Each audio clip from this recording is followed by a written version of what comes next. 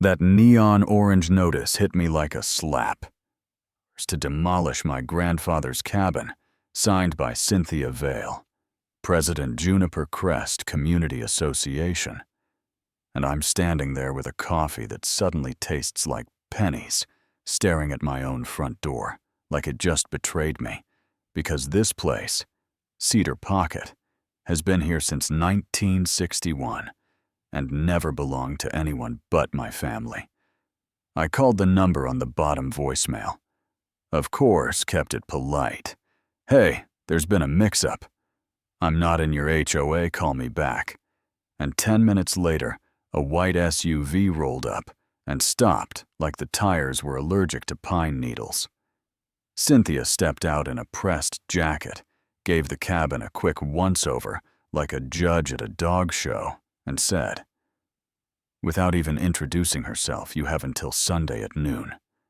And I swear, some old part of me, the part that remembers being talked over and sized up, stood up slow like, yeah, we've done this dance before. I told her, Cedar Pocket isn't in Juniper. Crest never signed a thing. Separate parcel survey pins still in the dirt. And she smiled, without moving her eyes, tapped the notice with one manicured nail, and started quoting community standards like scripture. Minimum 2,500 square feet. Neutral exteriors, no rustic structures. And when I looked back at the hand-milled siding my granddad put up with his brothers, my blood went cold, then hot because letterhead is a loud costume, and some folks wear it like a cape, you know what I mean? She dropped a spiral-bound rulebook in my hands like a prop, and drove off. And for 5 minutes, the forest felt smaller. Then the stubborn part of me that changes his own brakes and keeps every receipt woke up and said, no, we're not doing this. I drove into town for a cell signal and called my friend Marisol Kent, real estate attorney, out of Bozeman, who has a voice like a level, steady and straight. And she didn't let me finish before saying, this was a confidence game with letterhead, not law. Find your deed, your tax records, any survey, she said. And if they show up with equipment, you call the sheriff. Don't argue on dirt, and I could breathe again. Because once there are steps, there's a path. Back at the cabin, I pulled down the box my grandfather labeled, "For the Stubborn One," and laid out the history like cards. The 1961 deed, with my great-grandmother's maiden name in the margin, decades of tax receipts, a black and white photo of my granddad, grinning on this very porch with a hammer in his fist. Then I walked the fence line, found the survey pins with caps older than Juniper Crest's first glossy brochure, flagged them red like victory ribbons, and sat under the propane lamp, while Marisol's cease and desist hit my inbox with words that felt like armor. No contractual relationship, adverse claim, trespass. And I slept in my boots on the rug, not afraid, exactly, just ready. Sunday at 9 on the dot, a flatbed growled up the drive with a compact bulldozer chained like a dog that hates fences. 2 SUVs right behind, and Cynthia stepped out in sunglasses like the sun owed her money. The dozer operator had diesel in his fingerprints and a look that said he hated being in the middle. And when I met them at the gravel with my folder, Cynthia checked her watch like she was docking points. You've had 47 hours. Mark, she said. And I opened the folder and spoke calmly. Because paper is a form of courage. Here's the 1961 deed. Here are tax records. Here's my attorney's letter. Here's the county GIS that shows this parcel isn't in your overlay. We can call the recorder together, or we can call the sheriff, your choice. One of her board guys, tucked-in shirt apology in his posture, took the pages and started reading. The operator scratched his jaw and said he doesn't push. If ownership is in question, contract won't let him. And Cynthia's voice got sharp as a fence staple. Start the demolition. And I said, if that blade touches my dirt today, I call the sheriff first and every newsroom that still remembers what investigative means. Second, and the quiet board guy gave Cynthia a tiny headshake that said, not today. And just like that, the SUVs reversed the dozer. Stayed chained, and the only thing louder than the engines fading was the sound of my heart trying to remember its job. I thought we were done, but bullies hate a clean ending. The mailbox started spitting HOA citations like a slot machine with a grudge. Improper refuse containment. Unpermitted noise operating a business, all with Juniper Crest logos. None with a county seal. And I scanned every one. Emailed them to Marisol. Filed them like my granddad taught me, carefully, angrily, with a muttered comment for the walls. And I installed cameras because I wasn't born yesterday. 2 weeks later, I pulled into the drive and knew before the engine died that something was wrong. The porch smelled like fresh paint, and the word eyesore was sprayed across the door in big, lazy letters. And when I checked the footage there, she was at 11:37 p.m. Hood up, looking both ways, like a teenager with fireworks. And when the porch light caught her face, that happened. We filed for a restraining order and a civil suit.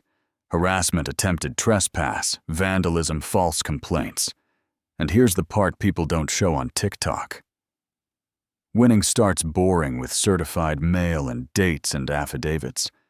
Then it gets interesting when truth stacks up like firewood. Juniper Crest's lawyer, who looked like he hadn't slept in a week, discovered Cynthia's little jurisdiction fairy tale didn't even cover my road. The county overlay. They bragged about never included my parcel, and in their own emails were quiet warnings about Cynthia's habit of wearing authority too tight. A windbreak cut down here, a boundary pushed there, a resignation from someone who didn't want the liability. 2 weeks after we filed, their counsel asked Marisol about a resolution, the kind that becomes a court order with signatures, and we met in a bland conference room off the highway, where the coffee burns everything it touches. And across from me sat 2 board members who couldn't meet my eyes, and a lawyer who just wanted to stop the bleeding. The settlement said what the forest already knew. Formal apology to me, reimbursement for the mess and the paint and the hassle, a binding acknowledgement that Juniper Crest has 0 jurisdiction over Cedar Pocket now or ever, and a promise to never again imply otherwise.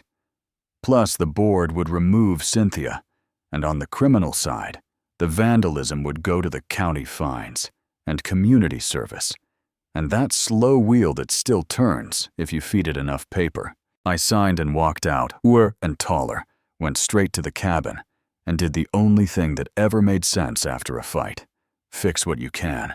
Put panels on the roof so winter has to work harder to bite. Tucked insulation where drafts thought they owned the place. Set a fence along the true line with private property signs in that exact font that makes a stranger think twice. And I started coming up more drinking coffee on the steps, while steam turned to ghosts listening to elk crack branches like they were walking on pretzels. Telling myself the story was finally over. Then a young couple in trail shoes and real estate optimism walked up the drive, holding a glossy brochure, asked where the Juniper Crest model home was, because their realtor said everything up here was part of the community. And I smiled, grabbed a copy of my survey. I keep by the door, walked them to the flagged pin, and said, "This is where Juniper Crest ends. Different blood type up here." And we stood in the shade and talked covenants and colors and trucks in driveways, and who gets to tell you what your porch should look like, and they thanked me and walked back down. Talking softly. And a month later at the feed store, they had pine sap in her hair, and a blister he was proud of, and they had bought a place outside the HOA line, and I drove home feeling like truth had better aim than revenge. I ran into Cynthia once in the grocery store, paper towel aisle. No sunglasses, just a woman who suddenly looked her age under fluorescent lights, and we nodded. No speeches, no last lines. Just two people who learned exactly how far their names could carry and where the line held.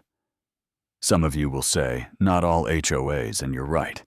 I know associations that shovel seniors' sidewalks without a selfie.